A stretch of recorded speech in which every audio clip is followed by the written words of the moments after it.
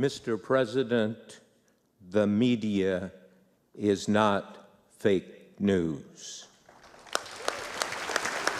We are not failing news organizations, and we are not the enemy of the American people. And that much is obvious. But let me flip the script around. Jason, does it mean the president's winning that we've got some of the top journalists in the country standing up saying, hey, we're not the enemies, that they're using his rhetoric and his language? I think that it was a masterful stroke by the president to go and have the rally last night, and I think the media really played into this whole cultural divide that we're seeing, and the fact that I think too many in the mainstream media just don't understand and can't digest what happened last fall with the election. I think too many in that room last night still fundamentally look at Trump supporters as if they're a bunch of rubes and they can't understand how the country went this direction. But hold on, I got it. But hold on, no. But let me, Brian, you got to let me finish up. I think, but you got to let me finish up. The president, I think, is absolutely right to criticize the media, whose coverage of him so far is 89% of it has been negative. You see story after story. You're citing a Media Research Center study, which is a conservative group, only looking at the 3 nightly newscasts from their own conservative. Yeah, and although I do have to give the media President credit, Trump got that wrong but I do have last to say night. they've improved. I got to say that they've improved because it was at 91% during the campaign. So at least the media is getting. Again, according to that conservative group. But hold on, he gets up there though, he misstates the stat. But Brian, you got to understand that there's this broader cultural pushback, and the fact that the media last night was standing there criticizing the president. And look, I love satire. I like breaking people's chops. I like hearing funny things as well. But you could tell last night the satire. There were a couple of funny lines, but it was so personal and such a twisting of the knife. But you mean from the comedian? Yeah, but you could tell just under the breaths of a number of the people who were speaking last night just how much hate and contempt there was towards the president, and that's fundamentally. Carl spoke. Did you hear hate? Let me say something about this president. I wish this president well. He is the duly elected president of the United States, and he deserves the respect as the duly elected president of the United States. That doesn't mean he deserves not to be called on lying. He has lied as no president of the United States in my lifetime has, day in and day out. It is our job to look, as I said in that address to the correspondents last night, follow the money, yes, but follow the lies as well. And let me just finish here, Jason. Your point about being the whole idea that the media is opposed to this president. The media, quote, it seems to me, is engaged in what I called last night the best obtainable version of the truth.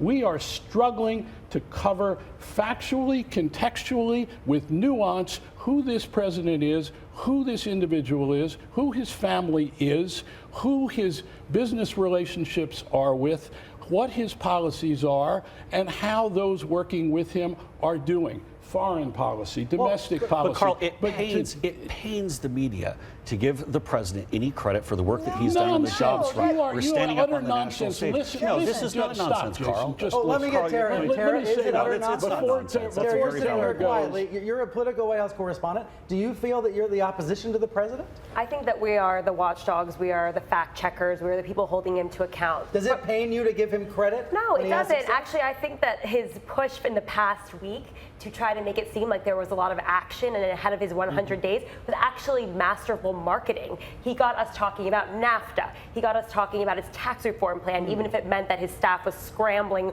all weekend to come up with a plan. He was able to change the conversation. He is a masterful marketer. I will give him that. But we also do need to hold him to account. That's our job as journalists. So what do we do to bridge this divide then, Lynn? If a lot of folks do feel, as Jason feels, that the press hates the president, has contempt for him, you're saying, no, that's not true, we're trying to do our jobs. How do we bridge that? Well, I would think for the moment, that's a big question. Yeah. Even if we don't have the answer, it doesn't mean that day to day we do what we're supposed to do, which is to report and give out the facts. Jason, if you were a reporter and you heard something that wasn't true and you know it from a variety of ways, either a document or a fact or an interview, what would you do? Absolutely. What would you do? Look, it's absolutely the job of the press what would you to go do? in. I'm just curious. Look, the When's press, you write a story saying I think something? when the press reports accurately on the facts and pushes back, even if I don't like it, even if I disagree with it, that's your job. To answer the question, I'm just curious. Yeah. You're the reporter, just bear with me. if you were reporting, maybe I would get an insight from you. What would you do? You're covering Mayor Bryan right now. Ooh. He says something that's not true, and he's the mayor of a big city. You're the City Hall reporter. What would you do? I would say call him out, but get your facts right.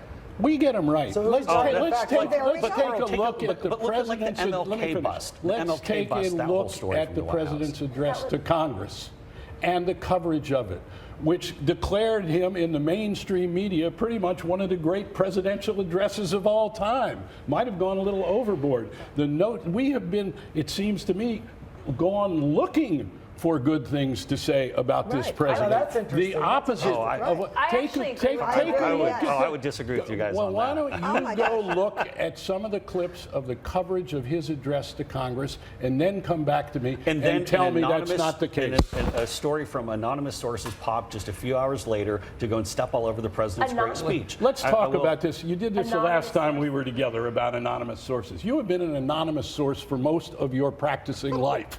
Come on, Jason, cut this stuff out. Anonymous sources are the basis of most truthful reporting that has gone on an investigative basis about presidents of the United States, Republican and Democrat, for the last 50 years.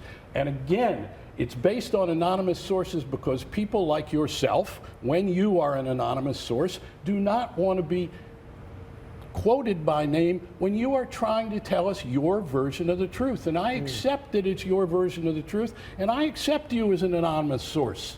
But let's not hide from being one.